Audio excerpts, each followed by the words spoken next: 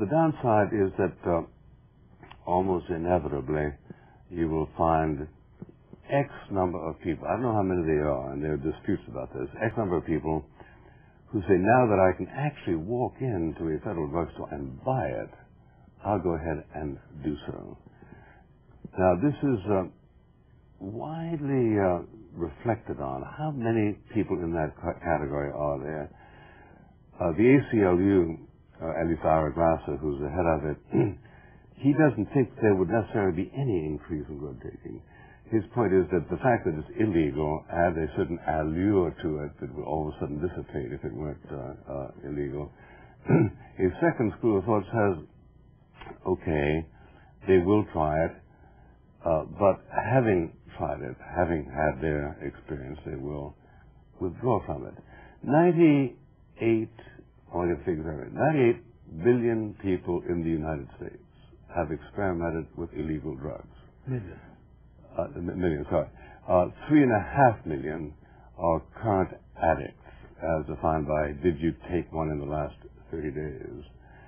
Now, if you say, well, 95 million can pull out of it, having done it in school or in college or whenever, there's no reason why you can't project that experience in the future by the number of people who, okay, it's legal, I'll try it, and then do it once. Well, now it's very dangerous to do.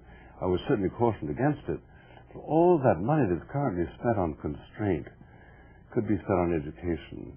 And by the way, there's no reason not to encourage social sanctions against it. I.e., if you come to work for Mr. Hefner, you can't take drugs. And if you don't consent to have an occasional drug test, extemporaneously scheduled, then don't apply for a job. I'm all in favor of social sanctions for it. It's the legal sanction that I think is killing us. Now, as a prime debater, would you say that that was a very good summary of the downside? Sure. Well, I don't think what other downside there is. Well, let's ask the question about the saying to our young people, yes, this is tough. We haven't been able to make it as yet, and it's so tough and it's so costly. Let's abandon the effort. For some reason, I see that as a quite incredible downside, because you're not embracing drugs, as you said. You wanted to make that perfectly clear. You're saying it's too damn tough to achieve. Well, I would offhand guess that the majority of young people would be encouraged by a finding of that character, because it would tell them that adults are living in the real world. Let me remind you, Mr. Hefner, that the opposition, the illegality of drugs, does not actually affect the quantity of their consumption. As one person put it to me only last fall, it's easy to buy marijuana in Cambridge than it is beer. Why? Because if somebody sells you illegal beer, he forfeits his license.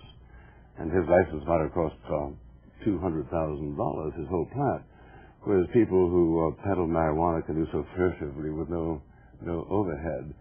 I don't think anybody would maintain that if you want drugs, you can't find them.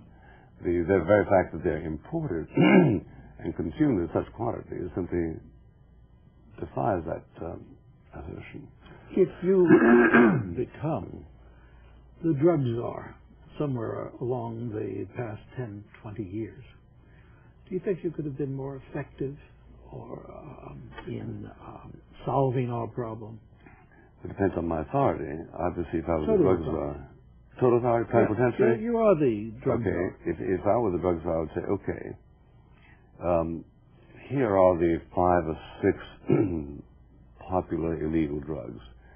You can get them at a federal drugstore for just more than the pharmaceutical cost of producing them, enough to sustain the overhead, but enough also to discourage a black market in them. But before you go in there, you're going to have to read a description of what this drug does to you. And if you're in a mood to play Russian roulette, go ahead and take some crack cocaine. because the probability that you will be seriously affected by this is up around 8-10%. So therefore, I would give them all the warning that they needed about the toxicity that they were willing to accept in indulging this habit. But I would not let the price rise to where Mr. Middleman decides that he's going to sell you that crack cocaine, and in order to get it, he's going to thunder around in people's living rooms or steal women's purses or mug people. Now, you were in the Army. You remember those horrendous films. What you're going to do if you pick up syphilis when you go into town, and you know that the AIDS horror pictures, the horror information, has been about as effective as those old Army films, not terribly much more. Do you really feel that accompanying warning would be effective? Well, first of all, let me distinguish between the two, because AIDS and syphilis are the result of passions that become ungovernable.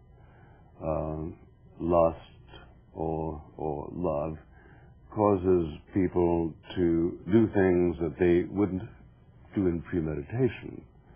Deliver us from temptation, says the Lord's Prayer, i.e. deliver you from that third drink if you have alcoholic tendencies and you're going to go on to the 10th drink. By the same token, people who give in to unsafe sex practices are, quote, carried away. But this would not apply to a relatively clinical decision to buy crack cocaine. Because people wouldn't buy it when they were stoned.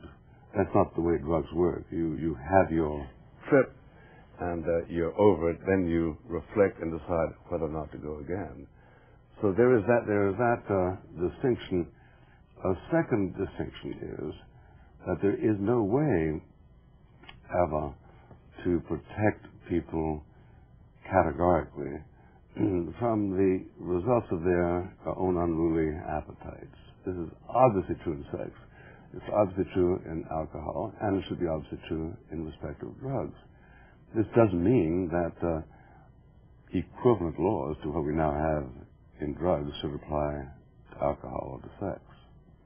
You know, just 6 months before your now famous, notorious, however you want to identify it, National Review issue in February '96, August '95, you wrote this piece at National Review, Jerry Garcia, rest in peace.